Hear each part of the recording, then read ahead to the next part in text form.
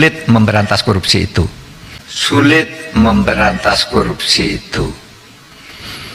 Tolong melalui Pak Bambang Pacul, Pak, tolong Pak, undang-undang perampasan aset tolong didukung, Pak. Biar kami bisa ngambil begini-begini nih, Pak.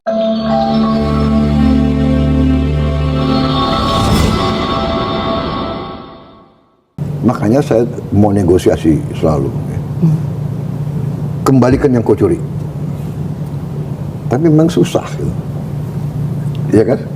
Karena secara sifat manusia mungkin dia nggak mau ngaku, ya kan? Jadi pertama harus dikasih kesempatan. Apa yang dia kerugian negara yang dia timbulkan, ya harus dikembalikan. Makanya aset-aset pantas kalau negara itu menyita. Pas harta balik-balik itu yang konon katanya sampai 1.000 triliun, miskinkan mereka, bukan malah mengeluarkan kebijakan yang merampas harta rakyat karena kami tidak mampu membayar pajak. Ingat Pak Prabowo, kami bukan penunggak pajak, kami tidak mampu membayar pajak karena kami tidak punya penghasilan. Dalam pidatomu di mimbar-mimbar Politico mengatakan, buat bapak-bapak yang terhormat di DPR RI, kami mendesak, kami menginginkan supaya rancangan undang-undang tentang perampasan aset terkait dengan tindak pidana masyarakat Indonesia menghendaki ini segera untuk disahkan, ya, untuk kebaikan kita semuanya, untuk kebaikan masyarakat Indonesia, supaya yang bocor-bocor yang didengung-dengungkan atau dilunggang-lunggan oleh Bapak Presiden kita, Bapak Prabowo Subianto, bisa terlaksana, ya. Dan tentu kita berharap bahwa aparat penegak hukum di dalam menjalankan undang-undang ini pun juga benar-benar serius, punya integritas. Apalah arti undang-undang kalau APH-nya itu juga berantakan, ya susah juga, ya Bang, ya. Betul. Ya, itu yang pertama. Dan kemudian kedua, kami mohon izin tanggal 7 Mei 2025, rakyat Indonesia, masyarakat Indonesia dalam gabungan beberapa organisasi yang akan dikoordinir atau katakanlah itu dipimpin oleh Gerakan Suara Keadilan Netizen Indonesia bersama dengan Musyawarah Rakyat Indonesia atau MURI. Kami akan melakukan aksi damai di depan DPR RI, ya. Ini sudah keputusan mutlak. Untuk apa? Menunjukkan bahwa masyarakat Indonesia benar-benar mau mendukung Bapak Presiden Republik Indonesia, Bapak Prabowo Subianto, di dalam memberantas korupsi. Undang-undang ini sangat penting sebagai kekuatan, senjata, surat sakti, aturan, kepastian hukum bagi aparat penegak hukum nanti di dalam menyita, merampas, mengembalikan kepada negara aset-aset harta daripada para koruptor. Karena kita ketahui bersama sekarang banyak koruptor yang dipenjara, ada di dalam lapas, tetapi asetnya di luar biasa, nauzubillah min dzalik. Keluar mereka tetap kaya, bahkan mungkin bisa jadi lebih kaya karena asetnya itu dikelola oleh orang lain. Jadi mungkin itu yang bisa kami sampaikan pada malam hari ini. Ikuti terus persiapan-persiapan aksi damai. Kami tidak melakukan makar, kami tidak mau menggulingkan pemerintah, bahkan kami teramat sangat mendukung pemerintahan Bapak Prabowo Subianto, sehingga kami memberikan informasi seluas-luasnya tentang gerakan aksi damai 7 Mei 2025 ini. Tolong dong undang-undang perampasan aset dijalanin. Republik di sini ini gampang laksananya ini. Lobbynya jangan di sini, Pak. Ini Korea ini semua menurut bosnya masing-masing. Di sini boleh ngomong kalah, Pak. Bambang Pacul ditelepon, Ibu Pacul berhenti, siap. Ini laksanakan, Pak.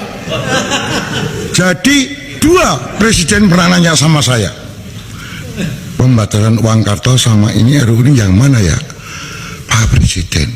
Kalau pembatalan uang kartal pasti DPR nangis semua. Kenapa? Masa dia bagi duit harus pakai e-wallet, Pak? E-walletnya cuma 20 juta lagi. Nggak bisa Pak, nanti mereka nggak jadi lagi. Kalau materi undang-undang perampasan aset dari sisi pemerintah itu kan dulu sudah pernah diajukan. Jadi teman-teman boleh mengakses itu. Saya yakin pasti ada ya. Jadi menyangkut soal pertanyaan substansi tadi. Karena RUU-nya sudah pernah diserahkan ke DPR kan. Nah, cuman kan seperti yang selalu saya sampaikan kemarin bahwa ini menyangkut soal politik ya. Ini perlu komunikasi yang sungguh-sungguh dengan seluruh kekuatan politik, dalam hal ini partai-partai politik, untuk dilakukan, terutama dari pihak pemerintah akan melakukan itu. Dan pada waktunya, seperti harapan seluruh masyarakat Indonesia dan juga teman-teman pers, saya yakin ini akan segera mungkin kita ajukan dalam revisi prolegnas yang akan datang.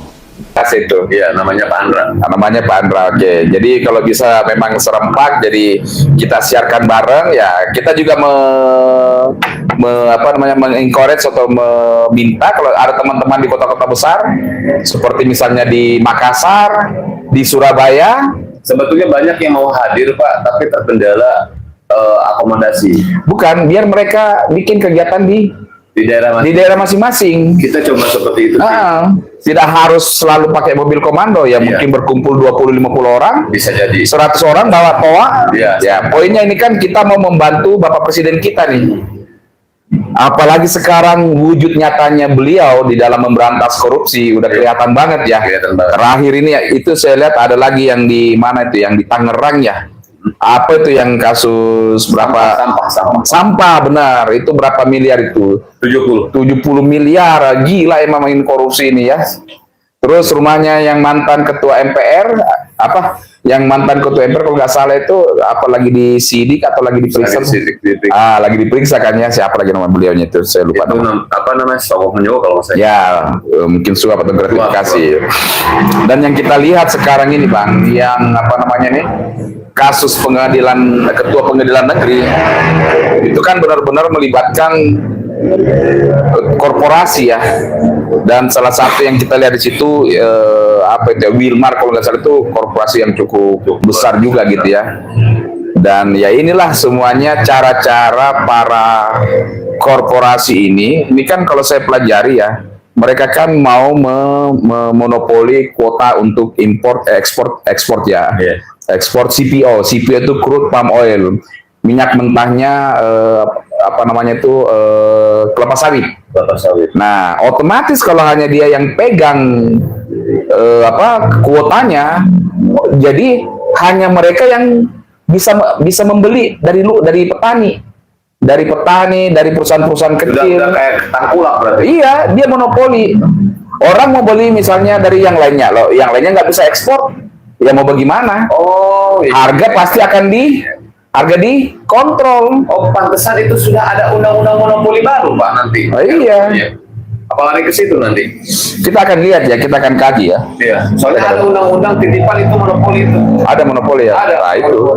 Padahal itu suatu kegiatan monopoli itu sebenarnya. Jadi gini, oke.